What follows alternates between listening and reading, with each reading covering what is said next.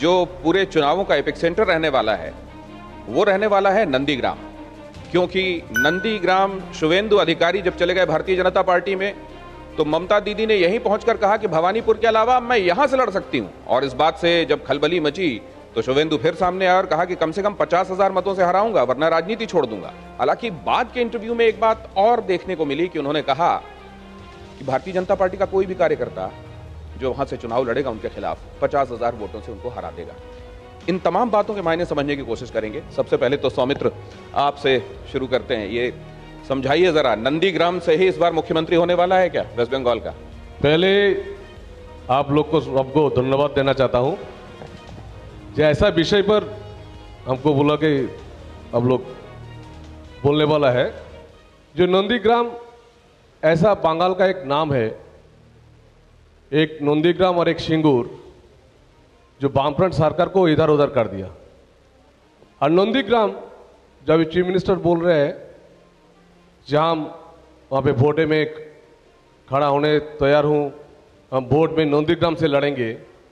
Actually तो बात ही यही है जो हम लोग इसके पहले देखे हैं लोकसभा पार्लियामेंट में, जो पार्लियामेंट चुना हुआ उस टाइम हम लोग देखे हैं राहुल गांधी को भी पाते थे जहां अमेठी में हार जाएंगे तो केरल 108 में 100% जीतेंगे।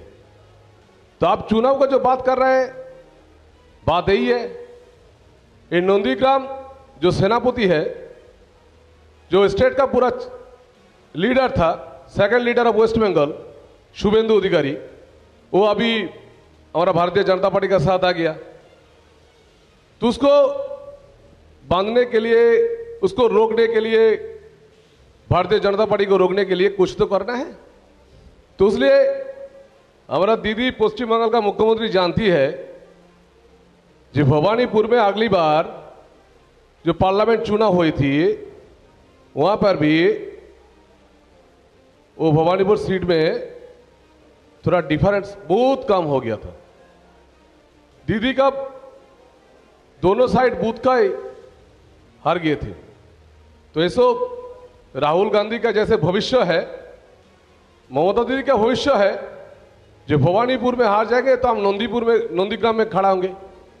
लेकिन नंदीग्राम में शौकत राय जी ने बोला है, जो अभी हम देख रहा था एम फैक्टर लेके आ गया तो वहां पे मुस्लिम वोट 30% है, कैसे जीतेंगे? वहां पे 60,000 मुस्लिम वोटर है तो कैसे जीतेंगे? तो जैसे राहुल गांधी भी सोचे थे जो मैंने अमेठी में हार जाएंगे, रायबरेली जाएंगे, या अमेठी में हार जाएंगे तो 108 जाएंगे क्योंकि केरल में 70% माइनॉरिटी वोट था।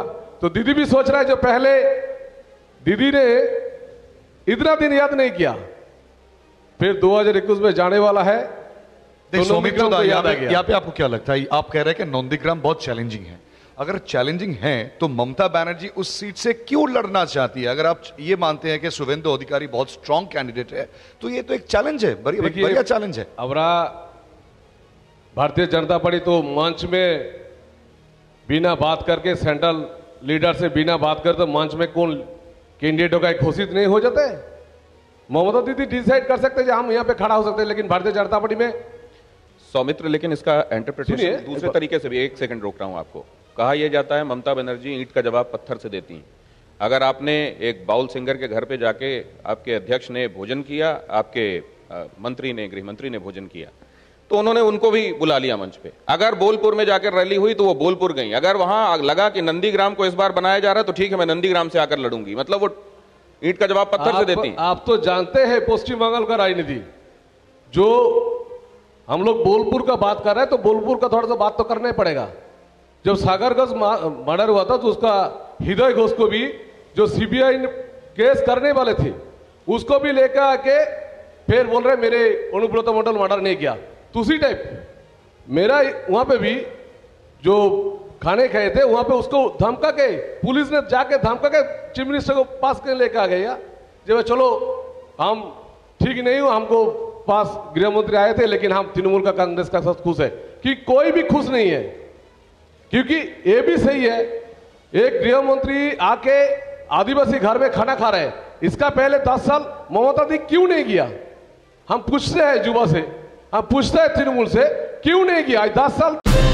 TV9 भारतवर्ष और TV9 बांग्ला प्रस्तुत करते हैं पश्चिम बंगाल चुनाव पर सबसे बड़ा conclave, what Bengal thinks today.